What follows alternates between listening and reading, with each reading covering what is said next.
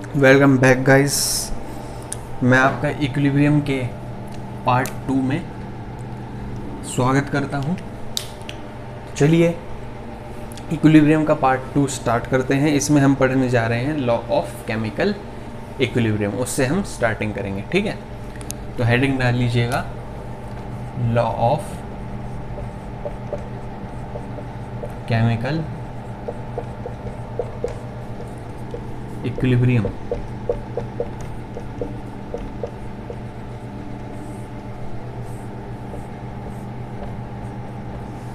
Law of chemical equilibrium हमसे क्या कहता है, सोचिए। चलिए हम बताते हैं। लॉ ऑफ केमिकल इक्विलिब्रियम आपसे कहता है कि किसी भी रिवर्सिबल रिएक्शन है, मान लीजिए कोई, उसमें जो आपका केसी होगा ना, केसी इसमें डिनोट करते हैं इक्विलिब्रियम कांस्टेंट से, और उसकी वैल्यू होती है प्रोडक्ट की कंसंट्रेशन डिवाइडेड बाय रिएक्टेंट की कंसंट्रेशन। केसी स्पेसिफिक है किसी भी रिएक्शन के लिए, और इसी इक्विलिब्रियम इक्वेशन को हम लॉ ऑफ मास एक्शन भी कहते हैं, ठीक है।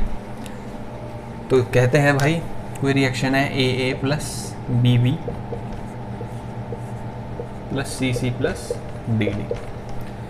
इसका जो इक्विलिब्रियम कांस्टेंट हो केसी से डिनोट करते हैं। क्या है ये आपका इक्विलिब्रियम कांस्टेंट। कांस्टेंट को आप ऐसे लिखने लगे हो, आदत पड़ चुकी है आपको। तो केसी जो होगा वो होगा C D into D divided by A into B, ठीक है। केसी होगा ये। क्या ये सही है? बिल्कुल भी नहीं, क्योंकि हमें स्टोशियोमेट्रिक कोएफिशिएंट भी कंसीडर करने पड़ेंगे। सी के साथ सी, डी के साथ डी, ए के साथ ए एंड बी के साथ बी। अब जाके ये केसी की वैल्यू सही आई।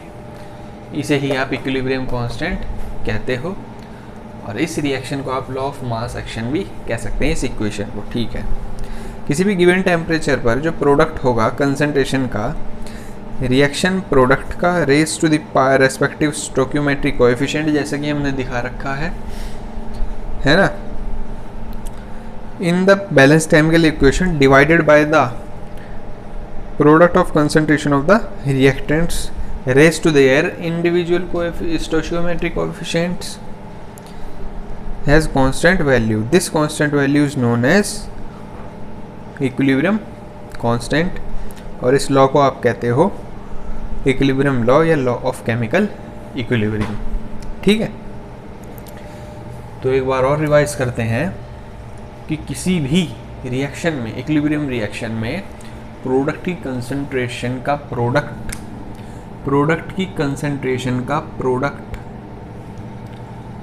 Raise to the power their stoichiometric coefficient divided by reactant की कंसंट्रेशन का प्रोडक्ट मींस मल्टीप्लाई, ठीक है, raise to the power their respective stoichiometric coefficient has a constant value.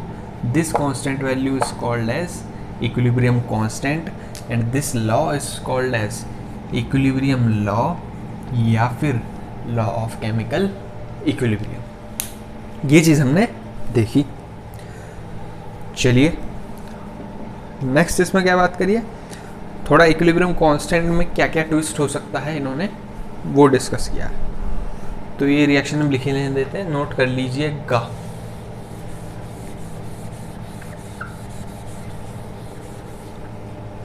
एक रिएक्शन तो आपने ये देख रखी है, ठीक है। दूसरी रिएक्शन इन्होंने रिवर्स कर दी। C C plus D D A plus D B, ये रिएक्शन आपने रिवर्स कर दी। फिर क्या कर सकते हो आप, n A n B B,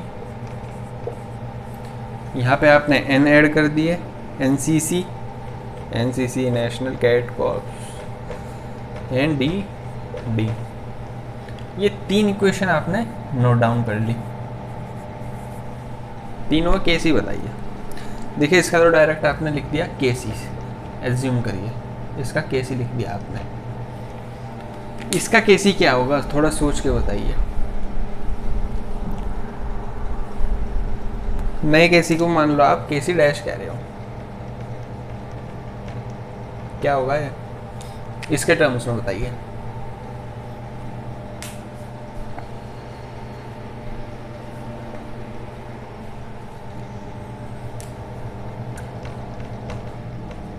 क्यों? क्योंकि रिएक्शन आपकी सीधी साधी थी, जैसे रिवर्स कर दिया, ये यहाँ चीज़ इसे रिएक्टेंट बना दिया, ऐसे प्रोडक्ट, या कह सकते हो बैकवर्ड रिएक्शन हो गई, तो ये भी रिवर्स हो जाएगा। जब रिएक्शन रिवर्स होगी तो इक्विलिब्रियम कांस्टेंट भी रिवर्स हो जाता है। बात करें थर्ड केस की, थर्ड केस में क्या केस होगा? थर्ड केस में रिएक्शन तो सीधी सीधी है, देखो A A B B C C D D पहले की तरह, बट इसमें एन आ गया। स्टोइकोमेट्रिक कोएफिशिएंट तो है ही है, साथ में एन भी जोड़ दिया। अब क्या होगा नेक्स्ट, इसको कह सकते हो आप के सी डबल डैश। के सी डबल डैश की वो बताइए के सी की टर्म्स में। के सी डबल डैश हो जाएगा के सी की पावर एन। ये स्पेशल चीज़ है, ये आप याद रखिएगा, ठीक है ना, ये चीज़ आप याद रखिएगा। तो तीन तरीके के हमने वो देख लिए, थोड़ा उसमें इक्विलिब्रियम कांस्टेंट में थोड़ा हेरा फेरी कर दी। चलिए नोट कर लीजिएगा।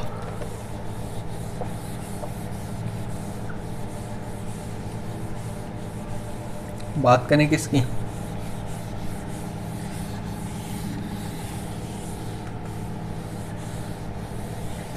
बात करें दो तरीके की इक्विलिब्रियम की, जो कहते हैं हम homogeneous equilibria and second is heterogeneous equilibria.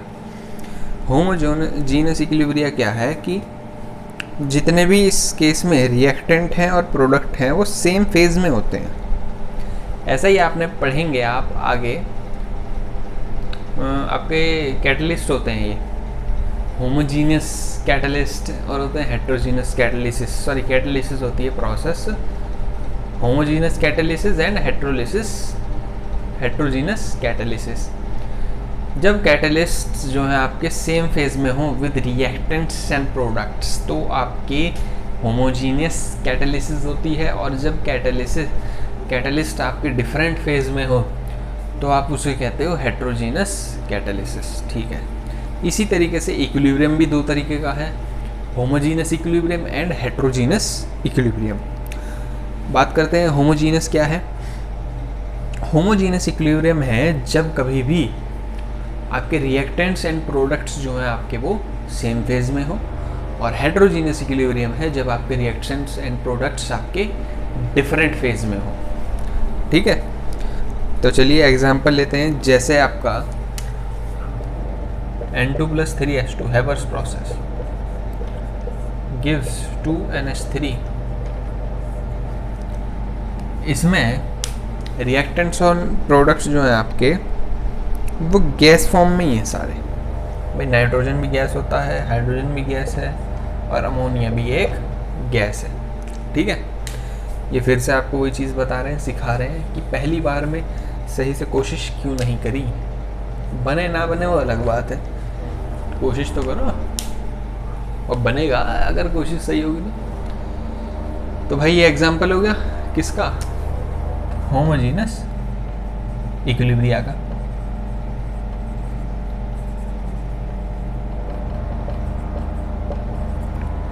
Homogeneous equilibria का ये एग्जाम्पल है, जब सेम फेज में हो क्या, रिएक्टेंट्स भी एंड प्रोडक्ट्स दोनों सेम फेज में हो। दूसरी बात है इसमें क्या होता है, रिएक्शन का एग्जांपल देख लिया। अब देखते हैं इक्विलिब्रियम कांस्टेंट क्या होता है गैसियस सिस्टम में। मान लीजिए गैस फेज की कोई रिएक्शन है, तो उसमें क्या करेंगे हम कंसीडर, उसमें हम प्रेशर कंसीडर करते हैं, ठीक है ना। तो गैस फेज में जो इक्विलिब्रियम कांस्टेंट है उसे आप लोग केपी से डिनोट करते हो, क्योंकि गैस फेज में हम प्रेशर को ज़्यादा प्रायोरिटी करेंगे, तो प्रेशर से ही हम इक्विलिब्रियम कांस्टेंट निकालते हैं, और इसीलिए उसे केपी कहते हैं केसी की जगह। तो भाई होमोजीनियस के अंडर ही आता है ये केपी भी, क्योंकि गैसियस सेम उसमें बात करें अगर, तो केपी जो होगा, सपोज करिए कोई रिएक्शन है वही अपनी पुरानी, ए प्लस बी प्लस कुछ नहीं गिव्स सी प्लस डी। ये रिएक्शन है, इसमें हमें Kp निकालना है। तो Kp में हम ये नहीं लिखेंगे अब C की पावर C D की power D divided by A की पावर, है ना। हम Kp में लिखेंगे प्रेशर। ये होगा C का प्रेशर की पावर C, D का प्रेशर की power D divided by A के प्रेशर की पावर A एंड B की प्रेशर की पावर B। ये होगा हमारा इक्विलिब्रियम कांस्टेंट, ये होगा equilibrium constant in gaseous phase. अच्छा जी, ये चीज़ भी आप लोगों ने देख ली। एक चीज़ और ख़ास बात है, ये Kp की जो रिलेशन आती है एक Kc के साथ, जो हमने पहले Kc निकाला उसके साथ एक रिएक्शन, एक आपकी रिलेशन आती है बेसिकली, हाँ Kp के साथ। तो Kp और Kc में क्या रिलेशन होती है, थोड़ी जगह बनाए, ये एग्जांपल देख लिया, यहीं लिख लेते हैं। Kp जो होता है आपका, ये होता है Kc RT delta Ng। Kp की Kc के साथ रिलेशन होती है Kp is equal to Kc RT की पावर डेल्टा Ng। और डेल्टा Ng क्या है, ये आप लोगों को हम थर्मोडायनेमिक्स में बता चुके हैं, जो कि एक इक्वेशन थी। लाइट आपकी जा चुकी है ना, नहीं है, लेकिन आपको ठीक ठाक दिख रहा है, ऐसी कोई दिक्कत वाली बात है नहीं। हाँ, पंखा ना चले वो ना चले वो बात अलग है, पंखा तो चलता है, इतना तो हम कॉम्प्रोमाइज़ कर ही सकते हैं भाई लेक्चर के साथ। वो सारी बकवास बातें हैं, वो करनी भी नहीं चाहिए। तो Kp is equal to Kc RT delta Ng। Delta Ng हम आपको थर्मोडायनेमिक्स में बता चुके हैं। थर्मोडायनेमिक्स में हमने डेल्टा Ng आपको बताया था, number of gaseous product minus number of molecules of moles of gaseous reactant. Number of moles of gaseous product minus number of moles of gaseous reactant, gas phase में ही होना चाहिए। इसका delta Ng निकालें तो इसका डेल्टा Ng आएगा, product gas का है 2, ये दोनों भी गैस के हैं 3 + 4, 2 - 4 -2, तो इसका डेल्टा Ng क्या आ गया -2 आ गया। ठीक है, समझ गए आप लोग डेल्टा Ng कैसे निकालते हो। नेक्स्ट इसे नोट कर लीजिए पहले। नेक्स्ट इसमें आता था heterogeneous equilibrium. Heterogeneous equilibria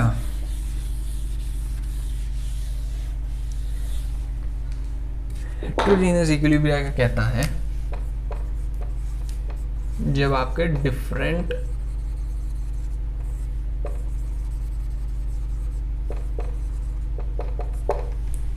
heterogeneous equilibria कहता है जब गैशियस है ना, आपके रिएक्टेंट और प्रोडक्ट आपके डिफरेंट फेजेस में हो। जैसे कि एक रिएक्शन यहाँ पर आई है निकल की कार्बन मोनोऑक्साइड के साथ। तो निकल अगर 4 मॉलिक्यूल ऑफ कार्बन मोनोऑक्साइड के साथ मिल जाए तो ये आपका बनाएगा क्या, ये आपका देगा NiCO4 का CO का होल 4। ठीक है, यहाँ पर आपका निकल जो है वो सॉलिड है, कार्बन मोनोऑक्साइड आपको गैस पता ही है, और NiCO4 जो है आपका ये भी गैस का है। तो भाई ये दोनों तो ये गैस हो गए और ये सॉलिड, तो मीन्स हेट्रोजीनियस इक्विलिब्रिया इन्वॉल्वमेंट है। अब इसमें क्या करें, इसका डेल्टा Ng निकालते हैं। हम डेल्टा Ng की थोड़ी प्रैक्टिस कर लें। गैस है, प्रोडक्ट गैस में है, कितने हैं, एक ही वो है 1 माइनस, ये क्या है सॉलिड, सॉलिड का हम 0 मानते हैं, सॉलिड का लेना ही नहीं हमें। डेल्टा Ng का मतलब ये है गैशियस, वो gaseous product minus gaseous reactant के मोल्स, 1 - 4 -3, डेल्टा Ng इसका -3 आ गया। इसमें क्या देखते हो आप, इसमें आप देखते हो कुछ नहीं, बस इसमें वही है अपना, इसमें आपकी यही चीज़ है हेट्रोजीनियस इक्विलिब्रियम में, एग्जाम्पल है बस। एक इक्वेशन और देख लीजिए, कैल्शियम कार्बोनेट की CaCO3 को जब डिकम्पोज कर दोगे Ca और CO2 में टूट जाएगा। CaCO3 को जब डिकम्पोज कर दिया जाएगा, इक्विलिब्रियम के अंदर रहेगा, तो ये Ca और CO2 में टूट जाएगा। CaCO3 क्या है आपका, ये सॉलिड है, CaO भी आपका सॉलिड है, और ये गैस है कार्बन डाइऑक्साइड, ये तो आपको पता ही होगा। ठीक है, अब इनके इस इक्वेशन के हिसाब से अगर हम इसका Kc निकालें तो इसका Kc क्या आना चाहिए आपके अकॉर्डिंग? Kc बहुत सिंपल है इसका, CaO CO2 divided by CaCO3। आपको कुछ बहुत सिंपल है तो, और है सिंपल, ठीक है ना। अब देखते हैं इसमें एक चीज़ कि CaCO3 जो है और CaO जो है ये दोनों कांस्टेंट है, इसलिए अगर मॉडिफाइड इक्विलिब्रियम कांस्टेंट लिखें हम thermal decomposition of calcium carbonate के लिए, तो Kc डैश जो आएगा वो आपका CO2 के इक्वल आएगा, ये आपका CO2 के इक्वल आएगा, या Kp जो होगा वो PCO2 के इक्वल होगा। Kc जो होगा CO2 के इक्वल होगा, और Kp प्रेशर की बात करें तो ये PCO2 के इक्वल होगा। समझ रहे हो आप? अब हमने गैसियस उसकी बात की थी, तो गैसियस में तो भाई CO2 ही कंसिडर करोगे ना, ये दोनों तो आपके सॉलिड आ गए, तो इसलिए रे आपका ये, सॉरी लाइट आ चुकी है आपकी, रोशनी थोड़ी बढ़ी होगी, है ना। अपना काम नहीं रोकना चाहिए भाई, कितनी ही लाइट चली जाए जीवन में आपके, कितना ही अंधेरा हो जाए, काम नहीं रुकना चाहिए, काम करते रहना चाहिए। और आपका इसमें ही आपने इक्वेशन भी देख ली है, हेटेरोजेनस इक्विलिब्रिया। मैं आपसे कह रहा हूँ बार बार, ये चैप्टर थोड़ा कंफ्यूजिंग है, इसीलिए हाँ, जिन्होंने कर रखा है वो बोर ना हो, वो 2x पे देखें, और जिन्होंने नहीं कर रखा वो ही सुने, मैं उनके लिए ही बता रहा हूँ धीरे धीरे। डेल्टा एन जी देखा आपने, सबके डेल्टा एन जी निकाले, इसमें इक्वेशन में आपने इसका इक्विलिब्रियम कांस्टेंट निकाला जो कि फेल हो गया। क्यों? क्योंकि जो आपके ये हैं CaCO3 है और CaO है, ये दोनों कांस्टेंट है और गैसियस फेज है, तो गैसियस फेज की बात करें तो ये Kc होगा, Kp में PCO2 हो जाएगा। ठीक है, अच्छा जी, इसके बाद क्या देखते हैं आप?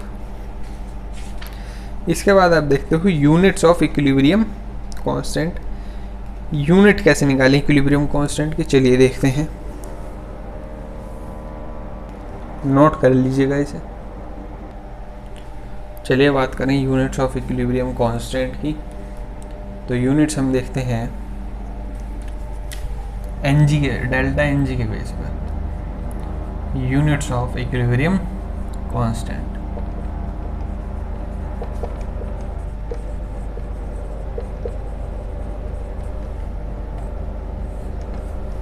ठीक है, इस बार कोशिश सही रही और लाइन ने क्रॉस नहीं कर पाई। ठीक, सीख लिया आपने, हमने गलतियों से सीख लिया, पहले देखा क्या गलती की, फिर उस पर वर्क किया कि क्या क्या कर सकते हैं हम इसे सॉल्व करने के लिए। अल्टीमेटली हमने निकाल लिया कि लाइन सीधी खींची और ध्यान से खींचनी है, ये हमने सॉल्यूशन ले लिया। इसी तरीके से डील करना है हमें हर चीज़ से, ज़्यादा सीरियस भी नहीं होना, कभी कभी मस्ती मजाक भी करने हैं, तो वो अभी तो नहीं हो सकते ना। आपको कभी लगता हो कि ये सीरियस ही रहता है समय, तो भाई जब जिस चीज़ का टाइम हो उसी टाइम वो चीज़ करें। आप अपने घर में करें खूब मस्ती मजाक, ये भी कैमरे तक ही है, बस डिसिप्लिन जो भी है, हाँ मतलब काम में और कैमरे में जो भी है। ठीक है, इक्विलिब्रियम कांस्टेंट का अगर हम देखें, इक्विलिब्रियम कांस्टेंट की यूनिट्स, तो कंसंट्रेशन तो आप याद रखिए कि किसी भी सब्सटेंस की जो कंसंट्रेशन है वो मोल्स पर लीटर में मेजर की जाती है, इसीलिए जो Kc की यूनिट है वो मोल लीटर इनवर्स होती है की पावर डेल्टा Ng। अच्छा जी, सिमिलरली जो पार्शियल प्रेशर है वो मेजर किया जाता है इन टर्म्स ऑफ एटमॉस्फेयर, इसलिए Kp की यूनिट एटमॉस्फेयर की पावर डेल्टा Ng। ठीक है, तो आपकी Kc की जो वैल्यू होती है मोल पर लीटर की पावर डेल्टा एन जी होती है, और के पी की जो वैल्यू होती है ये होती है एटमॉस्फेयर की पावर डेल्टा एन जी। अब हमें फोकस करना है डेल्टा एन जी पर। तो अगर डेल्टा एन जी की पावर 0 है, केस 1 हम अगर आप बनाएं तो डेल्टा एन जी की पावर कह रहा हूँ, अगर डेल्टा एन जी 0 है तो ये 0 ये 0, और किसी की भी पावर 0 हो, एटमॉस्फेयर की पावर 0 है, इसका मतलब के पी की वैल्यू 1 है। इसकी पावर 0 है, किसी भी एक्स की पावर 0 है तो मीन्स 1 के इक्वल है। वो ये आपने बचपन में पढ़ा था, जाने मेरी जाने मन बचपन का प्यार, ठीक है। हाँ देखिए निकल गया मजाक, अब क्या करें। तो केसी जो है बहुत ही डार्क और सीरियस कॉमेडी में विश्वास रखता हूँ मैं, मीन्स कुछ कहे बिना इंसान और कॉमेडी हो जाए, ठीक है। तो डेल्टा एन जी 0 है तो के सी और के पी दोनों की कोई यूनिट नहीं होगी। के सी एंड के P both don't have any units, दोनों में से किसी की भी यूनिट नहीं होगी। बात करें किस चीज़ की, बात करो आप डेल्टा एन जी अगर पॉजिटिव है, डेल्टा एन जी अगर पॉजिटिव है मीन्स पॉजिटिव कब होगा, जब 0 से ज़्यादा होगा। तो डेल्टा एन जी अगर 0 से ज़्यादा है आपका, तो यूनिट जो होगी केसी की क्या हो जाएगी,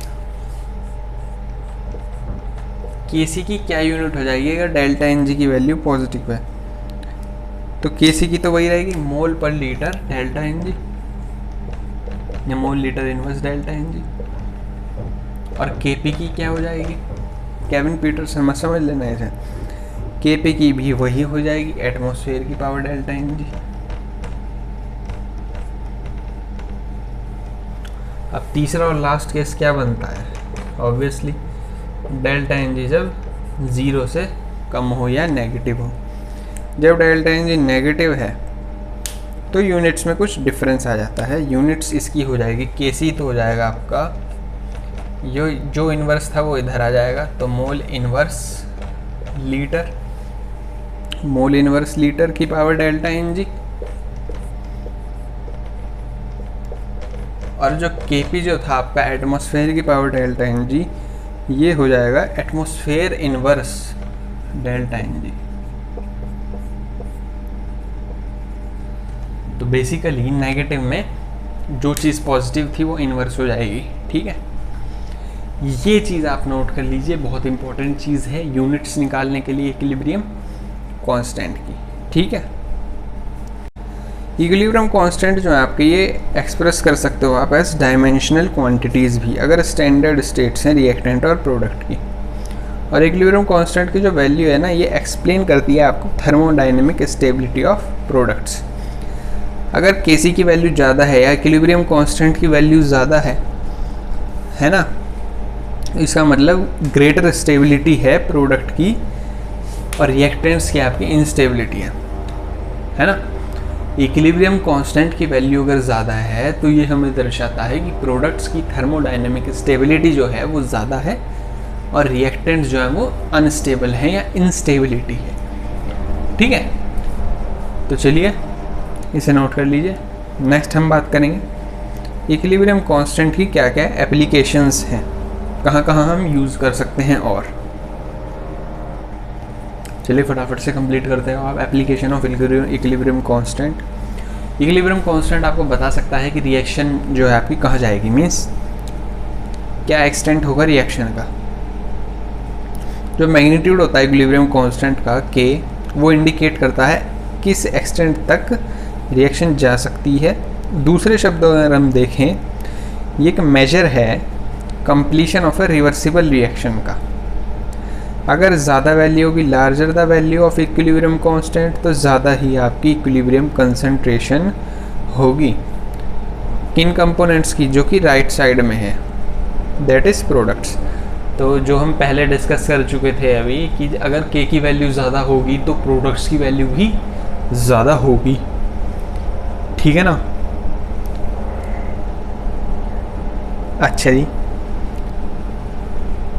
किसके कंपैरिजन में ज़्यादा होगी, यानी ज़्यादा ही होगी रिएक्टेंट के कंपैरिजन में ज़्यादा होगी। ठीक है, means the reaction proceeds to a greater extent in forward direction. हाँ जी, तो अगर इक्विलिब्रियम कांस्टेंट की वैल्यू ज़्यादा है तो रिएक्शन फॉरवर्ड डायरेक्शन को फेवर करेगी, मीन्स प्रोडक्ट ज़्यादा बनेंगे एज कंपेयर टू रिएक्टेंट। तो पहली एप्लीकेशन लिखी इक्विलिब्रियम कांस्टेंट की कि ये एक्सटेंट बताती है, एक्सटेंट ऑफ रिएक्शन। कि सपोज करिए वही अपना AA plus BB gives CC plus DD, अगर K की वैल्यू ज़्यादा है या पॉजिटिव है ना, ये मतलब बहुत ज़्यादा है K की वैल्यू, तो प्रोडक्ट्स जो हैं, ये प्रोडक्ट्स हैं, ये ज़्यादा होंगे एज कंपेयर टू रिएक्टेंट्स, जो कि ये है।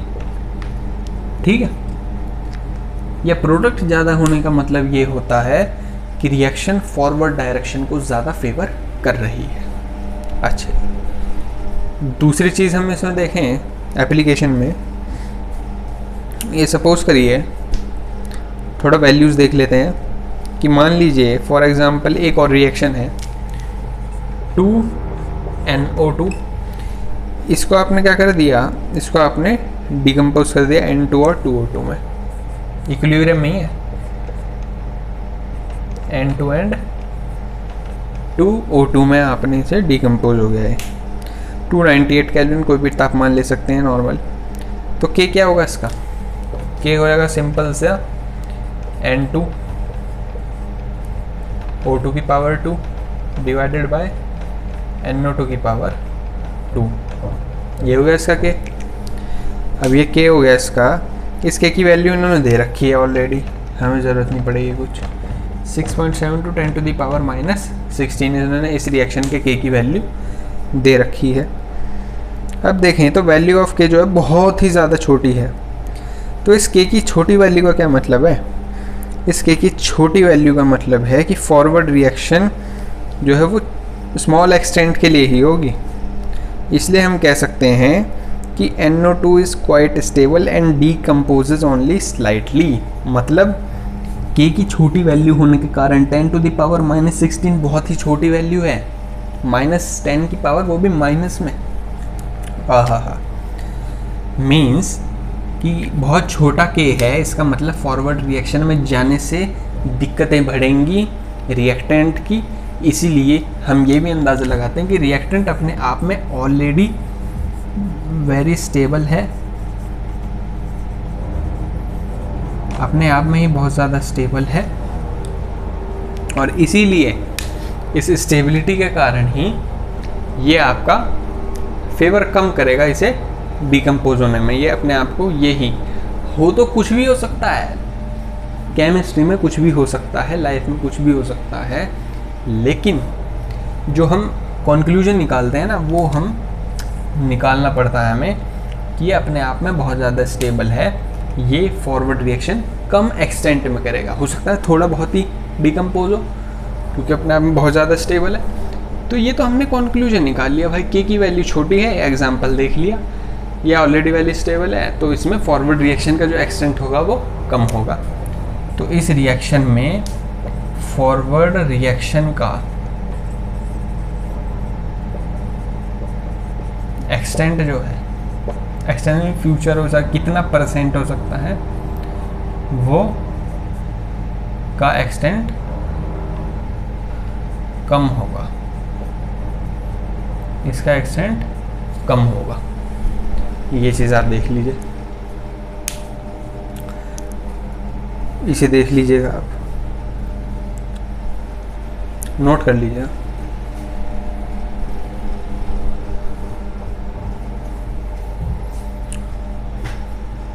नेक्स्ट हम बात करते हैं, नोट कर लीजिए। नेक्स्ट आप देखते हो एप्लीकेशन जो है इसकी, लेक्चर ऑलमोस्ट ये पार्ट कंप्लीट होने जा रहा है, बट इसको भी देख लेते हैं, इसी के अंदर है, टॉपिक के अंदर। Predicting the direction of reaction, direction of reaction. ये कैसे प्रिडिक्ट करो कि इक्विलिब्रियम कांस्टेंट जो है हेल्प करता है डायरेक्शन प्रिडिक्ट करने में, जिसमें रिएक्शन किसी भी स्टेज में प्रोसीड कर सकती है, ठीक है ना। इसमें क्या करते हो आप कि सब्स्टिट्यूट कर देते हो कंसंट्रेशन को सब्सटेंसेस की जो एग्जिस्ट करते हैं किसी भी रिएक्शन मिक्सचर में, उसकी हेल्प से क्या करते हो आप, रिएक्शन कोएफिशिएंट चीज़ होती है जिसे आप Q से डिनोट करते हो। एक चीज़ होती है रिएक्शन कोएफिशिएंट, स्पेलिंग पर मत जाइएगा, Q, इसे कैलकुलेट कर लेते हो आप, ठीक है, और कंपेयर करते हो Q की वैल्यू इक्विलिब्रियम कांस्टेंट के साथ, और इसी के कंपैरिजन से हम बता सकते हैं कि रिएक्शन प्रोडक्ट्स को फेवर करेंगे, है ना, या रिएक्टेंट बनेंगे, या फॉरवर्ड डायरेक्शन होगी या बैकवर्ड डायरेक्शन होगी। तो इसमें QC की वैल्यू हम निकालते हैं, वही अपना CC DD आपका AA एंड BB। केसेस बनते हैं इसमें, देखिए केस 1 देखिए पहले, फिर केस 2 देखेंगे, फिर केस 3 देखेंगे। ये तो एक मूवी हो गई जिसके 3 पार्ट्स हैं, चलिए देखते हैं तीनों पार्ट्स। केस 1 क्या कहता है कि अगर QC KC से कम है, अगर QC KC से कम है तो क्या होगा, तो भाई रिएक्शन प्रोसीड करेगी फॉरवर्ड डायरेक्शन में, reaction proceed in forward direction.